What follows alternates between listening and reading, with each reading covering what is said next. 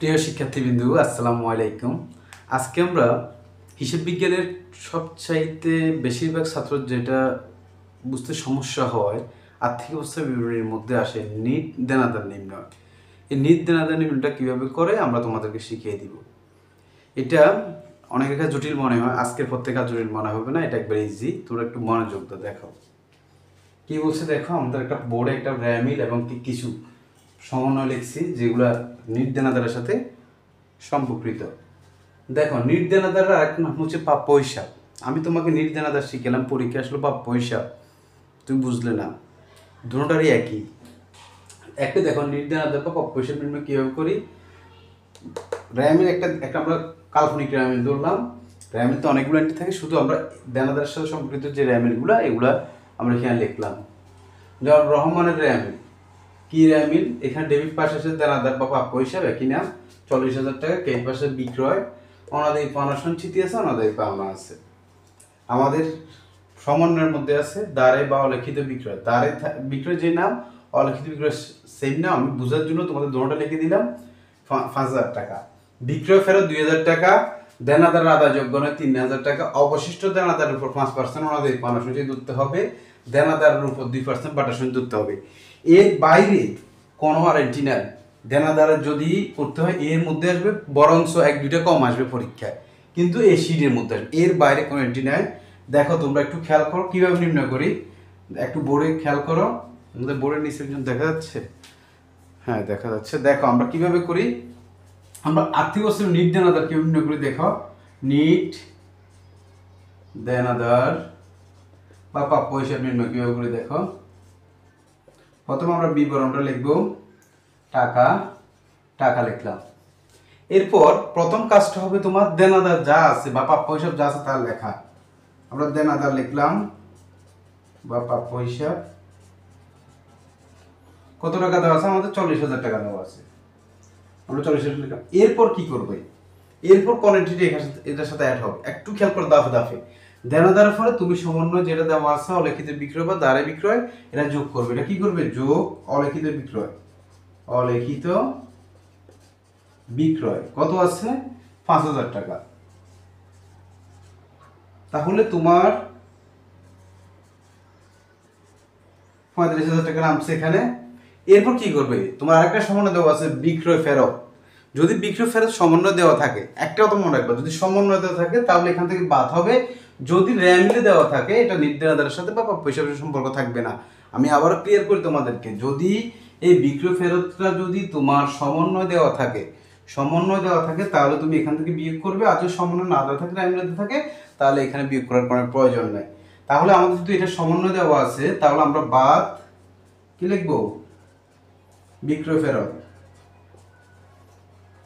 কত বছর? আমাদের 2,000 টাকা। এই 2,000 টাকা আমরা যখন বিয়োগ করব, বিয়োগ করলে এরকম ব্র্যাকেট দিয়ে দিও, তাহলে এটা মাইনাস বোঝা যাবে।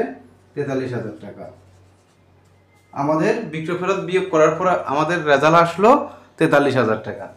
এখন দেখো কি বলছে, অনাদায়ী পাওনা এগুলো কোথায় যাবে। অ্যাকচুয়ালি তোমাদেরকে আমি র্যামিলে এগুলো লেখার কারণটা হচ্ছে তোমাদেরকে বিভ্রান্ত করার জন্য। র্যামিলে এরকম থাকে, এদের সাথে আমাদের দেনাদার বা প্রাপ্য হিসাবে কোনো কানেকশন নাই। র্যামিলের যে অনাদায়ী পাওনা বা অনাদায়ী পাওনা সঞ্চিতি আছে, এদের সাথে আমাদের দেনাদারের বা প্রাপ্য হিসাবে কোনো সম্পর্ক নাই। আমাদের সম্পর্ক আছে এখানে, খুব ইম্পর্টেন্ট, একটু খেয়াল করো। দেনাদারের আদায়যোগ্য নয় 3,000 টাকা। এটা কি নামে আসবে? এটার নামটা হচ্ছে বাদ নতুন অনাদায়ী পাওনা। নতুন অনাদায়ী পাওনা 3,000 টাকা। আমার এই 3,000 টাকা যাওয়ার পর আমার কাছে টাকা আছে 40,000 টাকা।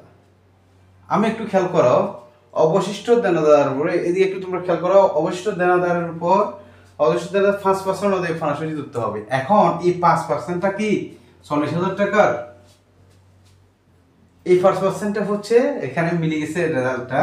এই 5%টা হচ্ছে যেটা এখানে এসে বাইর হবে ওইটার উপরে যোগ বিয়োগ করার পর যে রেজাল্টটা বের হবে তুমি ওইটার উপরে ধরবে। তাহলে এটা হচ্ছে কি, বাদ নতুন অনাদায়ী পাওনা সঞ্চিতি। পাওনা সঞ্চিতি 5%, তার 40,000 টাকা 5% হচ্ছে 2,000 টাকা। কত টাকা? 2,000 টাকা। তাহলে 38,000 টাকা আমাদের। তাহলে এই অনাদায়ী পাওনাটা কিভাবে তোমরা বুঝছো? এই নতুন অনাদায়ী পাওনাটা হচ্ছে আমাদের 38,000 টাকা। এরপর আমরা একটু খেয়াল করো, এই 38,000 টাকাটা হচ্ছে কে, এই 38,000 অবশ্যই দেনাদারের যে 5% এটা। এরপর বলছে কি দেনাদারের উপর 2% বাট্টা সম্পদ দিতে হবে। এখন দেনাদারের উপর দেনাদার কি 40,000 টা 2%? না রে ভাই, তুমি সব সময় যে রেজাল্টটা বাইরে ওইটা 2% তোমার বাইর করতে হবে। তাহলে এখানে হবে কি বাদ দেনাদারের বাট্টা সঞ্চিতি, দেনাদারের বাট্টা সঞ্চিতি 38,000 টাকা 2% তুমি বাইর করবা। তা 38,000 টাকার 2%টা কত? 38,000 টাকার 2% হচ্ছে 760 টাকা, 760 টাকা। এই 760 টাকা কার? এই 38,000 টাকা। আবারও বলি, যখন তোমাকে বলবে পার্সেন্টটা দেনাদারের উপর 2% বাটা সঞ্চিত করতে হবে, এই বাটা সঞ্চিতটা হচ্ছে এই টাকাটার মধ্যে 38,000 টাকা। বলেও তুমি 40,000 টাকার মধ্যে দৌড়িয়ে গেলেই না। যদি 40,000 টাকা দিকে তুমি ফোকাস দাও তাহলে তোমার অঙ্কটা ভুল হয়ে যাবে। প্রিয় শিক্ষার্থীরা, এই অঙ্কটা 99% ছেড়ে গোজামিল করে ফেলে, কারণ এখানে অনেকগুলো যোগ বিয়োগ, এরা বোঝে না কোথা থেকে পার্সেন্টটা দেবে। আর বিশেষ করে মূল সমস্যাটা হচ্ছে এই দুটার মধ্যে, যে দেনাদার আদায় যোগ্য নয় পার্সেন্ট যেটা থাকবে ওটা হচ্ছে তোমার রেজাল্ট যে বিয়োগটা বের হবে, যে ফলাফলটা আসবে এখানে তার উপরে। একটা মনে রাখবা, মূল দেনাদার উপরে নয়। এরপরে যে পার্সেন্টটা বিয়োগ করার পর বাইর হবে এটার উপরে তোমার কি দেনাদারের বাট্টা সঞ্চিতিটা ধরতে হবে। দেনাদার বাট্টা সঞ্চিতি কত টাকা? আমাদের 760 টাকা বাড়ছে, বিয়োগ করে যেটা হবে ওইটা 40 2 37,240 টাকা হচ্ছে আমাদের এখানে নিট দেনাদার। তাহলে প্রিয় শিক্ষার্থী, নিট দেনাদার নিম্নটা তোমরা দেখছো। আমি আবার প্রাথমিকভাবে তোমাদেরকে একটু আলোচনা করে দিই, একটু খেয়াল করো। যে দেনাদার আদায় যোগ্য নয় আছে আমাদের 40,000 টাকা দেনাদার বা নিট দেনাদার প্রাপ্য বিল লিখবা। এরপরে যা অলিখিত বিক্রয় যেটা থাকবে এটা যোগ করবা, বাদ ফেরত। যদি আবারও বলি, ফেরত যদি র্যায় মিলে দেওয়া থাকে দরকার নাই, যদি সমন্বয় দেওয়া থাকে এটা এখান থেকে বিয়োগ হবে। তারপর যে আছে কি নতুন অনাদি পাওনা। নতুন অনাদি পাওনা কোনটা? দেনাদার যোগ্য নয় যেটা, ওটার নাম হচ্ছে নতুন অনাদি পাওনা। তোমাদের অনেক বইতে কুড়ি লেখা হয়, যেটা 9, 10 এর বইগুলোতে অনেক সময় কুড়ি লেখা হয়। যেহেতু যদি প্রশ্ন এখানে এটা লেখার কারণটাকে আর একটু বলে দিই। এখানে একটা কারণ আছে, এই যে অনাদায়ী পাওনা আছে, তাহলে তুমি ওখানে পোস্টিং এর সময় অনাদায়ী পাওনা লিখবা। যদি তোমার এখানে কুড়িন দেওয়া থাকতো, কুড়িন, তাহলে তুমি এগুলাতে কুড়িন লিখতা। যেমন নতুন কুড়িন, এখানে যেটা নতুন অনাদায়ী পাওনা আছে এটা নতুন কুড়িন লিখতাম। দেনাদার এটা তো আছে বৈশিষ্ট্য এর সঞ্চিতি বাটা সঞ্চিতি। তাহলে এইভাবে তোমরা আনসারটা দিবে। সবাই বুঝছো? এইভাবে তুমি যদি ছোট ছোট করে শিখাও, এই অঙ্কটা 2 মার্কের জন্য নিশ্চিত আসে বেশিরভাগ সময়।